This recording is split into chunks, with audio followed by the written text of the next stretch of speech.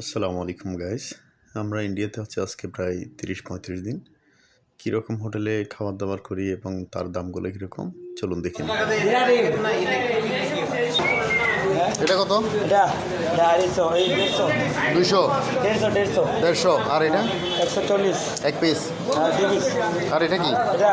এটা 120 আর এটা খাসি কত? 170 এটা 100 কি এই জিনিসটা কি? কোরিয়া এটা 100 এটা 30 টাকা, এটা 40 টাকা। বেগুন ভর্তা, চিংড়ি এটা 100 টাকা, 120 টাকা, ডাল 100 টাকা, এই 50 টাকা না, এটা 50 টাকা একটা পিস, দুটা নিলে 100 টাকা, 120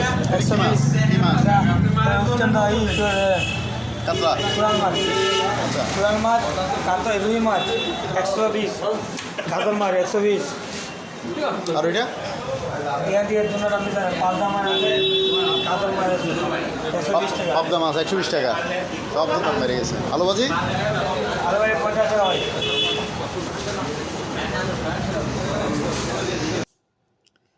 আমরা নিয়েছিলাম আলুর ভর্তা 2টা, সাথে বেগুন ভর্তা। আর এই হোটেলে ইচ্ছা মতো লেবু, পেঁয়াজ, কাঁচামরিচ এগুলো দেওয়া হয়। তো আপনি আপনার পছন্দ মতো নিতে পারবেন, ইচ্ছা মতো নিতে পারবেন, যতবার ইচ্ছা ততবার। তো এই সাথে শেষ হলো ভিডিওটা। আমার চ্যানেলটাকে লাইক করুন, সাবস্ক্রাইব করুন।